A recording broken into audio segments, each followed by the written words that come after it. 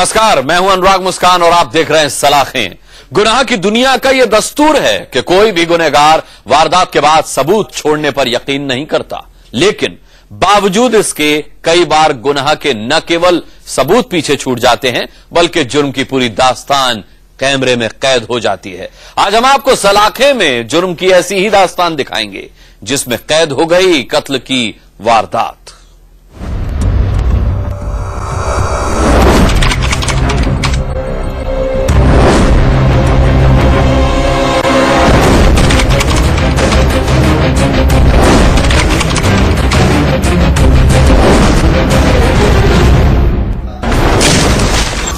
सलाखें।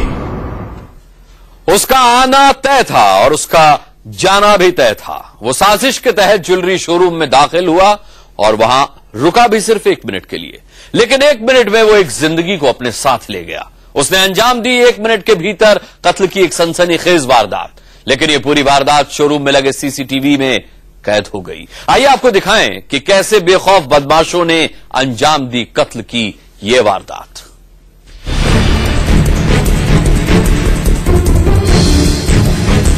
सोनीपत का भीड़ भरा बाजार 20 जून की सुबह गोलियों की तड़तड़ाहट से गूंज उठा।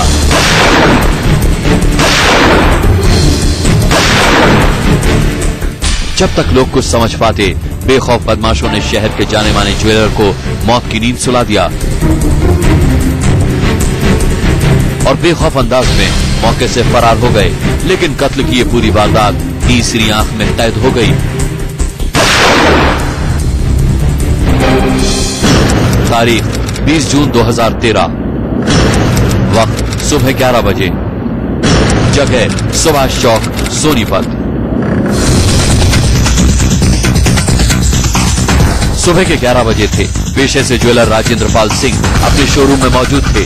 तभी एक शख्स शोरूम में दाखिल हुआ और राजेंद्र पाल की गोली मारकर हत्या कर दी। अब आप सिलसिलेवार ढंग से देखिए कैसे इस पूरी वारदात को अंजाम दिया गया। वक्त 11:06। राजेंद्र पाल सिंह अपने शोरूम में मौजूद हैं। वहीं वीडियो में आपको एक दूसरा शख्स भी दिखाई देगा। इस शख्स ने अपना चेहरा कपड़े से ढका हुआ है, लेकिन जब राजेंद्र ने इससे चेहरा न छिपाने के लिए कहा तो इसने कुछ देर के लिए अपने चेहरे से कपड़े को हटा दिया और फिर ये राजेंद्र पाल के पास आकर बैठ गया।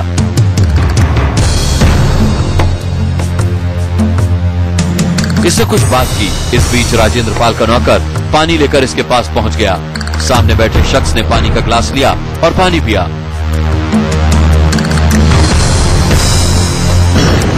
पानी पीकर किया कत्ल। पानी पीने के बाद इसने ग्लास को एक तरफ रख दिया। अब तक 1 मिनट का वक्त गुजर चुका था, लेकिन राजेंद्र पाल सिंह को अभी खतरे का एहसास नहीं हुआ था। वक्त 11:07।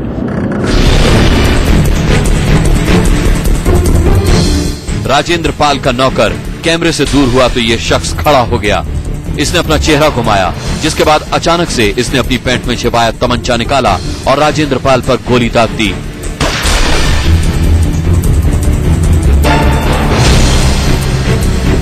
एक बार फिर से देखिए कैसे इस शख्स ने 1 मिनट के भीतर कत्ल की इस पूरी वारदात को अंजाम दिया। वारदात को अंजाम देने के बाद आरोपी मौके से फरार हो गया। गोली लगने के बाद भी ज्वेलर अपनी सीट पर खामोश बैठा रहा, लेकिन सीने में लगी गोली की वजह से ज्वेलर के सीने से खून बह रहा था। देखते ही देखते पूरी शर्ट खून से लाल हो गई। कातिल मौके से फरार हो चुका था, लेकिन उसे नहीं मालूम था कि उसकी पूरी करतूत कैमरे में कैद हो चुकी है। बड़ा सवाल ये कि आखिर क्यों एक जाने माने ज्वेलर का दिन दहाड़े कत्ल किया गया और कत्ल की इस वारदात को अंजाम देने वाला कौन है, ये हम आपको आगे बताएंगे। बस आप देखते रहें सलाखें।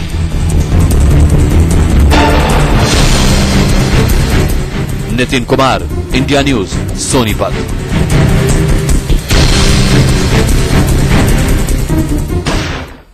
जुर्म की दुनिया का यह पुराना उसूल है कि कत्ल बेवजह नहीं हुआ करते। अगर कत्ल हुआ है तो मुमकिन है कि कत्ल की कोई पुख्ता वजह भी होगी, लेकिन हैरत की बात देखिए कि पुलिस के पास कातिल का चेहरा है, कत्ल की पूरी वारदात की सीसीटीवी फुटेज है।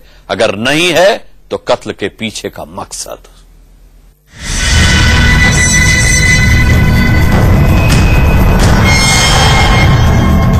सोनीपत के भीड़ भरे बाजार में दिन दहाड़े कत्ल की वारदात को अंजाम दिया गया। कातिलों ने गोली मारकर जाने माने ज्वेलर को मौत की नींद सुला दिया। लेकिन हैरत की बात देखिए कि हमलावर वारदात को अंजाम देकर मौके से फरार हो गए। हमलावरों ने वारदात में एक देसी तमंचे का इस्तेमाल किया था, लेकिन मौके से फरार होते वक्त हमलावरों से तमंचा गिर गया।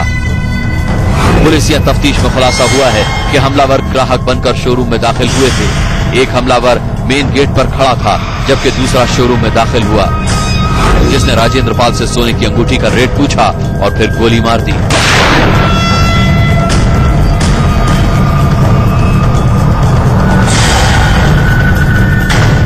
शोरूम पर आए दो लड़के उनको मिलने आए अंगूठी देखने के लिए। उन्होंने अपना मुंह ढका हुआ था। उन्होंने बोला कि अपने मुंह से कपड़ा हटा लीजिए और जो भी सामान है, उन्होंने अंगूठी का रेट पूछा। उन्होंने 30,000 रुपए की अंगूठी बताई। अंगूठी देखने के बाद उन्होंने उनको पिस्टल निकालकर उनके कंधे पर गोली मार दी और वो दो आदमी भाग गए। कट्टा यहाँ सुभाष चौक पर फेंका हुआ है, एक गोली यहाँ पड़ी है जी, भाग चुके हैं आदमी। ज्वेलर को गोली लगने के बाद शोरूम में मौजूद स्टाफ घबरा गया। चीख पुकार सुनकर आसपास के दुकानदार भी मौके पर पहुंच गए, जिसके बाद मामले की खबर पुलिस को दी गई। पुलिस ने तहकीकात शुरू की। घायल ज्वेलर को पहले सोनीपत के सिविल अस्पताल में भर्ती कराया गया, लेकिन तबीयत बिगड़ती देख राजेंद्र पाल को दिल्ली के लिए रेफर किया गया। लेकिन रास्ते में ही ज्वेलर ने दम तोड़ दिया। पुलिस ने हत्या का केस दर्ज कर लिया है, लेकिन हमलावरों का सुराग अभी तक नहीं जुटा सकी है। पुलिस ने हमलावरों का सुराग देने वाले को 1 लाख रुपए के इनाम का ऐलान भी किया है और दोनों संदिग्धों के स्केच भी तैयार किए हैं। पहले इसमें जो वारदात हुई थी उसमें राजेंद्र पाल की हत्या की गई थी।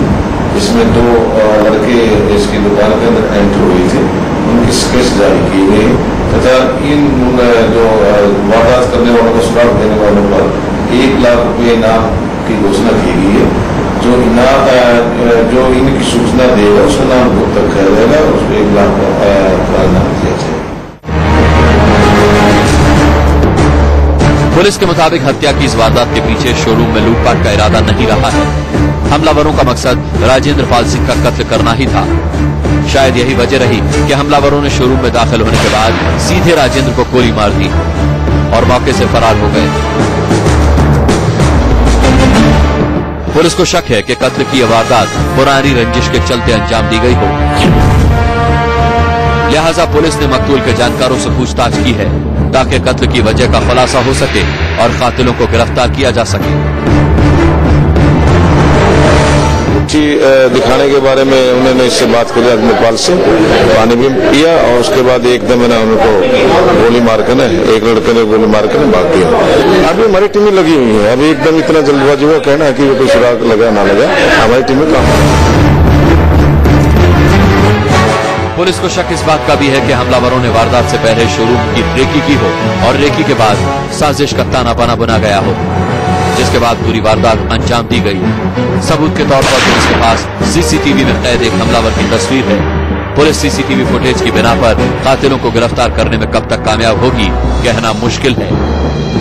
दिन दहाड़े भीड़ भरे बाजार में हुई कत्ल की इस वारदात से शहर के तमाम कारोबारी खौफजदा हैं। Nitin Kumar, India news, Sonipat.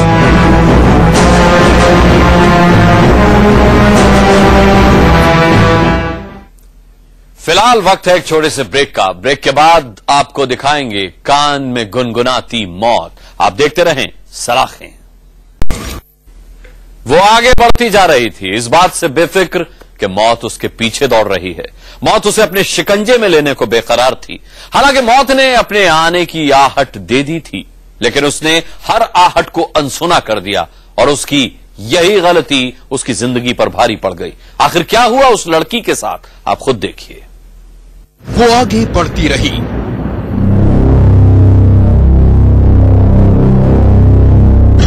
पीछे मौत दौड़ती रही। मौत ने आवाज दी, वो खामोश रही। और फिर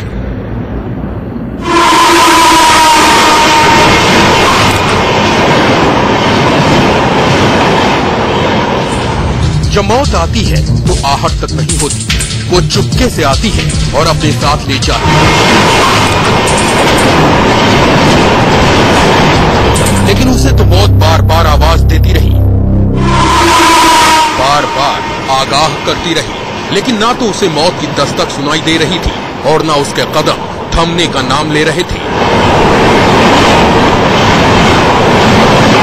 मौत की रफ्तार तेज थी और उसके कदम बेहद धीमे, और फिर मौत ने उसे दबोच लिया।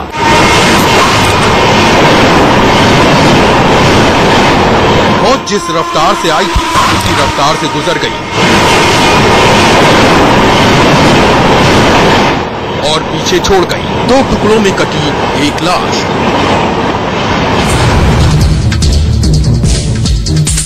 खून से सने ये कपड़े कानपुर के पॉलिटेक्निक इंस्टीट्यूट में कंप्यूटर साइंस की पढ़ाई करने वाली ज्योति के हैं।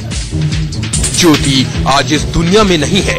ज्योति की मौत का जिम्मेदार उसकी तरफ दौड़ती मौत नहीं, बल्कि मौत का वो सामान है जिसने ज्योति को मौत की आहट सुनने से महरूम कर दिया। ज्योति सुन सकती थी, साफ साफ सुन सकती थी, लेकिन फिर भी वो मौत की वो आवाज नहीं सुन पाई जिसने मरने से पहले उसे कई बार आगाह किया था।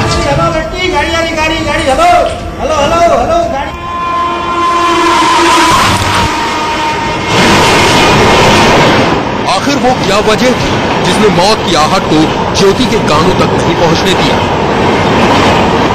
हम बताएंगे आपको ज्योति की मौत का सबब और मौत का वो सामान भी दिखाएंगे जिसने एक हंसती खेलती लड़की को लाश में तब्दील कर दिया। बस देखते रहिए सलाखे। Gyanendra Shukla, India news, Kanpur. ज्योति के पीछे मौत दौड़ी आई। मौत ने ज्योति को आवाज भी दी, लेकिन ज्योति मौत की आवाज सुन नहीं सकी। वजह यह कि ज्योति के कान में मौत गुनगुना रही थी। उसके कान में ईयरफोन लगा हुआ था। वो गाने सुनने में मस्त रही और ट्रैक पर दौड़ती मौत ने उसे अपनी आगोश में ले लिया।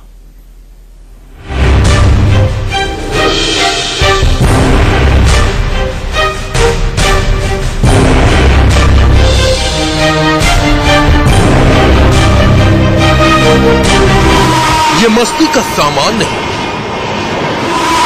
कानों में गुनगुनाती मौत है।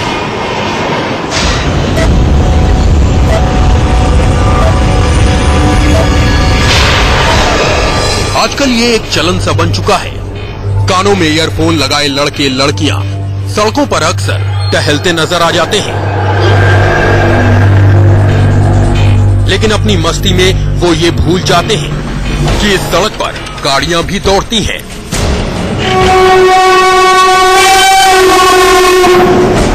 कुछ ऐसी ही मस्ती में ज्योति भी कॉलेज से घर की तरफ निकली थी। ज्योति के कानों में ईयरफोन लगा था।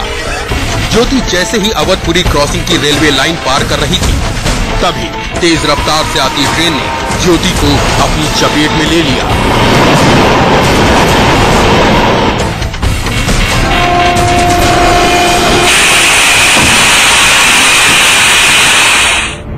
मौके पर मौजूद लोगों के मुताबिक ट्रेन ने कई बार हॉर्न देकर ज्योति को ट्रैक पर खतरे का एहसास कराया,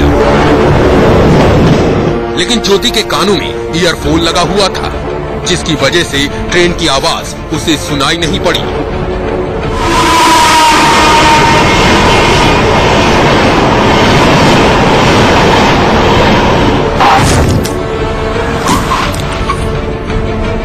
ये लड़की इधर से छाता लगाए हुए थे, मोबाइल में बात करते हुए जा रही थी। ट्रेन हॉर्न दे रही थी, इसने इसकी आवाज सुनी नहीं ट्रेन की, और ट्रेन की टक्कर लगी है और ये कुछ दूर पर जाकर के गिरी। इसके हेड में, सिर पे बहुत चोट आई है।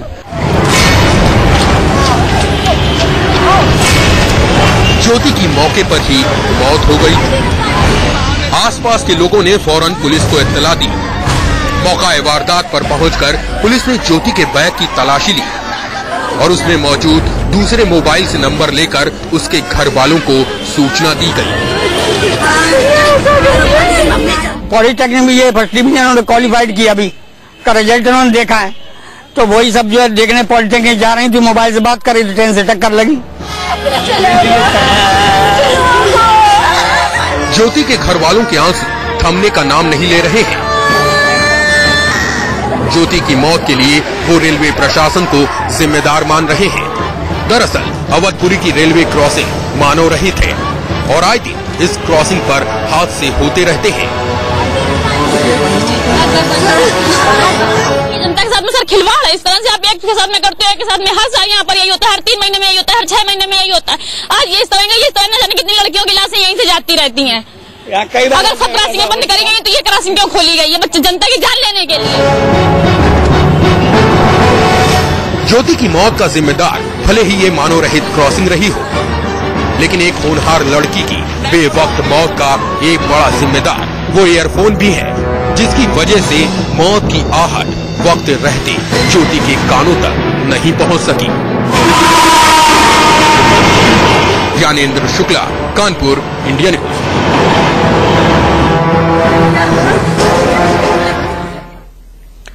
सलाखों का सफर आज बस इतना ही। इजाजत दीजिए, लेकिन आप देखते रहिए इंडिया न्यूज, देश की धड़कन।